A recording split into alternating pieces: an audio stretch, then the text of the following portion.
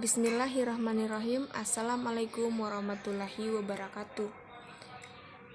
Nama saya Rahmayani, nomor NPM 0320011326. Saya dari Fakultas Keguruan dan Ilmu Pendidikan, Prodi PGSD, Universitas Muhammadiyah Buton. Lewat video ini saya akan menjelaskan sedikit materi tentang amar ma'ruf nahi mungkar dan jihad. Kehadiran agama Islam sebagai agama yang rahmatan lil alamin di bawah Nabi Muhammad SAW dipercaya atau diyakini dapat mewujudkan kehidupan manusia yang sejahtera lahir dan batin.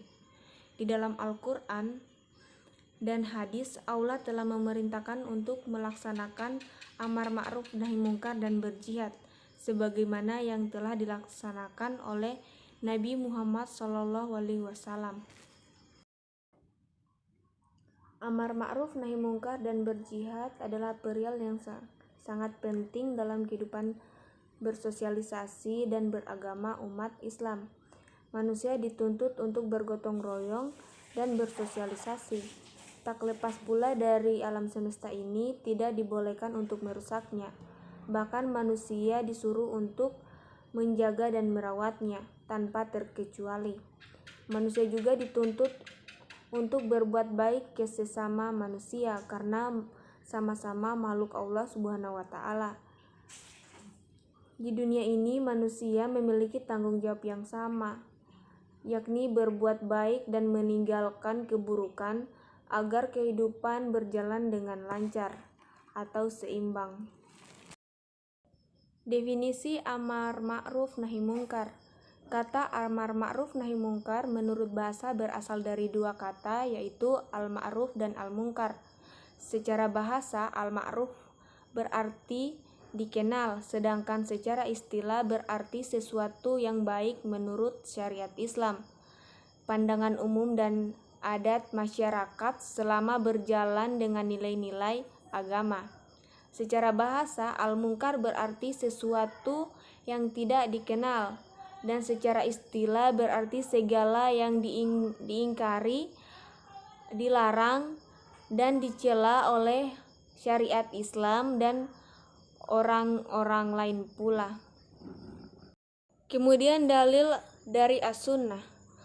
Dalil hadis untuk beramar ma'ruf nahi mungkar yang berasal dari Abu Sa'id Al-Khudri. Ia berkata, "Aku mendengar Rasulullah SAW bersabda, barang siapa di antara kalian melihat kemungkaran, maka hendaklah ia mengubah dengan tangannya.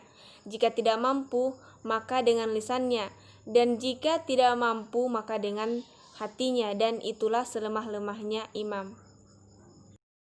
Dalil dari as-sunnah. Dalil hadis beramar ma'ruf nahi mungkar berasal dari Abu Sa'id Al-Khudri.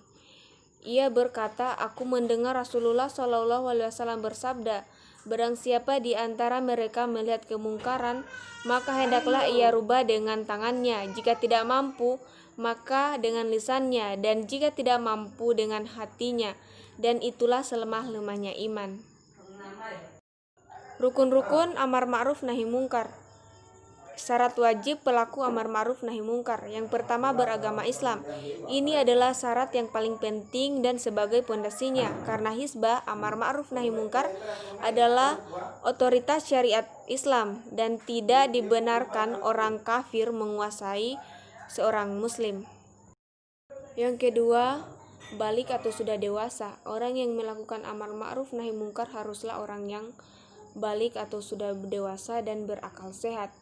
Dan jikalau seandainya anak kecil yang sudah dapat membedakan mana yang baik dan mana yang buruk, melakukan amal ma'ruf dan mengingkari kemungkaran, maka boleh saja dia melakukannya dan dia mendapatkan pahala. Tetapi itu tidak wajib atasnya dan tidak ada yang boleh mencegahnya, karena ini merupakan perbuatan baik. Yang ketiga, adanya kemampuan. Pelaku amar ma'ruf nahi mungkar harus memiliki kemampuan ketika melakukan amal ma'ruf nahi mungkar. Sifat-sifat dan adab-adab yang harus dimiliki oleh pelaku amal ma'ruf nahi mungkar. Di antaranya antara lain yang pertama, niat yang baik atau ikhlas. Ikhlas adalah mengesahkan hak Allah Subhanahu wa Ta'ala dengan hanya menunjukkan ketaatan kepadanya. Ikhlas adalah perkara yang terdapat dalam lubuk hati, tidak ada satu orang pun yang mengetahuinya kecuali Allah Subhanahu wa Ta'ala. Kemudian yang kedua, mengikuti contoh Rasulullah Shallallahu Alaihi Wasallam. Perbuatan amar ma'ruf nahi mungkar ialah apa-apa saja yang dibawa oleh Rasulullah Shallallahu Alaihi Wasallam, dan hendaklah hal ini selalu menjadi perhatian bagi pelaku amar ma'ruf nahi mungkar agar mengetahui keseluruhan tentang Rasulullah Shallallahu Alaihi Wasallam dan mencontohi segala perbuatannya. Kemudian yang ketiga, berilmu. Pelaku amar ma'ruf nahi mungkar haruslah mengetahui segala sesuatu tentang apa yang diperintahkannya itu adalah benar-benar perbuatan yang ma'ruf. Demikian pula orang-orang yang melarang kemungkaran haruslah mengetahui apa yang benar-benar dilarang itu adalah kemungkaran. Sebagaimana firman Allah Subhanahu wa Ta'ala dalam Quran surat Yusuf ayat 108 yang artinya, katakanlah Muhammad, inilah jalan agamaku. Aku dan orang-orang yang mengikutiku mengajak kamu kepada Allah dengan hujah yang nyata. Maha suci Allah dan aku tiada termasuk orang-orang yang musyrik. Quran surat Yusuf ayat 108. Yang keempat, mengamalkan apa yang telah diketahuinya. Orang-orang yang melakukan amar ma'ruf nahi mungkar hendaklah mengamalkan ilmu yang telah diketahuinya sebagai penerapan dari perkataannya sehingga perbuatannya membenarkan perkataannya. Kemudian yang kelima, sifat yang lemah lembut dan kasih sayang terhadap manusia. Yang keenam, amanah. Hendaklah pelaku amar ma'ruf nahi mungkar adalah orang-orang yang amanah dan memiliki hati nurani yang hidup dalam menyampaikan dan melaksanakan perintah Allah Subhanahu wa Ta'ala. Kemudian sabar. Sabar ialah menahan diri dari keluh kesah dan murka, menahan lisan dari mengadu dan menahan anggota badan dari taswishi atau tindakan yang tidak wajar. Kemudian melakukan amar ma'ruf nahi mungkar secara syar'i dan adil. Dalam menyampaikan amar ma'ruf nahi mungkar haruslah syar'i dan adil sebagaimana yang telah dikatakan oleh Syekhul Islam Ibnu Taimiyah. Kebanyakan pelaku amar ma'ruf nahi mungkar melampaui batas. Ada kalanya karena kebodohan dan akalnya karena kezaliman. Permasalahan ini harus dilakukan dengan teliti, baik mengingkari kemungkaran terhadap orang kafir, munafik, fasik atau pelaku maksiat. Dari perkataan Imam Ibnu Taimiyah, inilah hendaknya pelaku amar ma'ruf nahi mungkar melakukannya dengan syar'i dan adil agar tidak termasuk orang-orang yang melampaui batasnya. Kemudian tidak putus asa. Seorang pelaku amar ma'ruf nahi mungkar tidaklah boleh memiliki sifat yang mudah putus asa dalam menyampaikan apa yang benar. Kemudian pelaku amar ma'ruf nahi mungkar dan sasarannya. Yang menjadi pelaku amar ma'ruf nahi mungkar yaitu setiap muslim yang kuasa dan ada keyakinan dalam dirinya bahwa jika ia tidak melakukan penentangan amar ma'ruf nahi mungkar, niscaya ia mendapat mudarat besar atau kerugian. Atau juga orang yang menganggap bahwa amar ma'ruf nahi mungkar mustahab atau lebih baik dilakukan karena terdapat usaha menampakkan syiar Islam dan memperingatkan manusia terhadap perintah-perintah agama. dan yang menjadi sasaran dari pelaku amar ma'ruf nahi mungkar yaitu setiap orang yang mukallaf. Bahkan juga orang yang tidak mukallaf seperti anak-anak dan orang yang tidak berakal. Dan bila dikhawatirkan adanya mudarat dari orang-orang selain mereka, anak-anak dicegah dari perbuatan yang diharamkan sehingga mereka tidak terbiasa mengerjakannya. Juga mereka dipaksa salat agar terbiasa. Kemudian keutamaan dan manfaat amar ma'ruf nahi mungkar. Yang pertama, amar ma'ruf nahi mungkar merupakan sifat nabi dan rasul-rasul. Kemudian termasuk kewajiban yang paling penting dalam Islam, menghidupkan hati. Amar ma'ruf nahi mungkar termasuk sedekah, menolak mara bahaya, termasuk sifat-sifat orang mukmin dan saleh. Dan amar ma'ruf nahi mungkar adalah perkataan yang baik. Kemudian jihad. Yang pertama, definisi jihad. Menurut bahasa atau etimologi, al-jihad berasal dari kata jahada, yajhadu, jahda atau juhdan, yaitu keluasan atau kekuatan, dan al-jahdu yang berarti berjuang atau berjerih payah. Jadi, kata al-jahdu dan al-jihadu dalam bahasa berarti berusaha dengan sekeras-kerasnya demi mencapai cita-cita atau mencegah duka derita. Kemudian macam-macam jihad dan perintah untuk berjihad. Yang pertama, jihad melawan musuh yang nyata. Yang kedua, jihad melawan setan. Dan yang ketiga, jihad melawan hawa nafsu.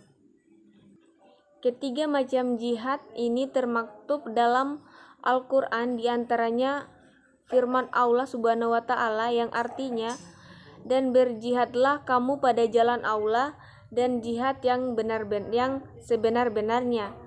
Dia telah memilih kamu dan dia sekali-kali tidak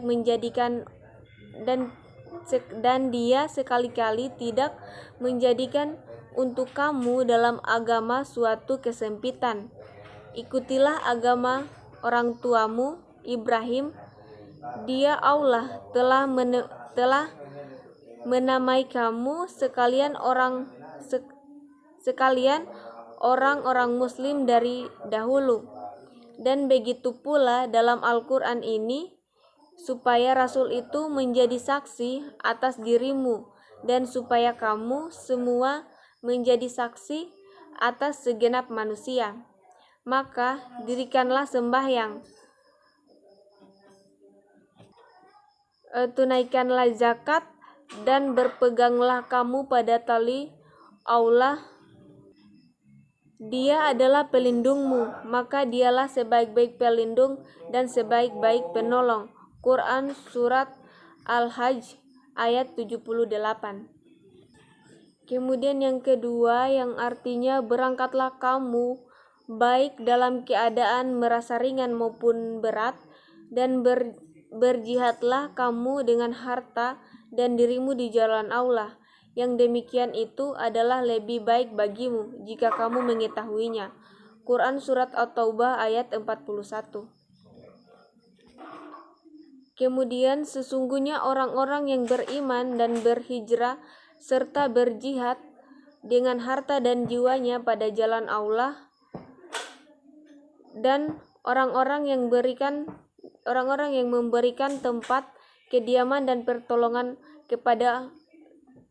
kepada orang-orang muhajirin, mereka itu satu sama lain lindung melindungi dan terhadap orang-orang yang beriman tetapi belum berhijrah, maka tidak ada kewajiban sedikitpun atasmu melindungi mereka, sebelum mereka berhijrah. Akan tetapi, jika mereka meminta pertolongan kepadamu dalam urusan pembelaan agama, maka kamu wajib memberikan pertolongan kecuali terhadap kaum yang telah ada perjanjian antara kamu dengan mereka, dan Allah Maha melihat apa yang kamu kerjakan. Quran Surat Al-Anfal ayat 72.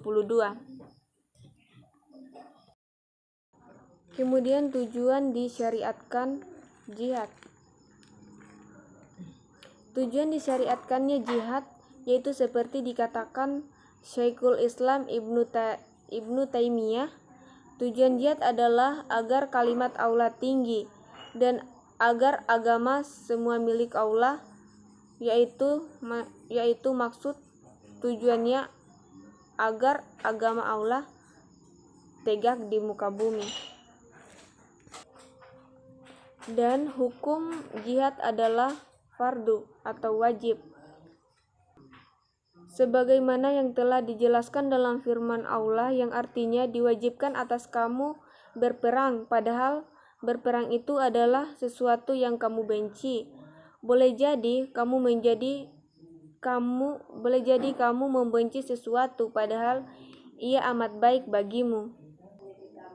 Dan boleh jadi pula kamu menyukai sesuatu padahal ia amat buruk bagimu. Allah mengetahui sedang kamu tidak mengetahui.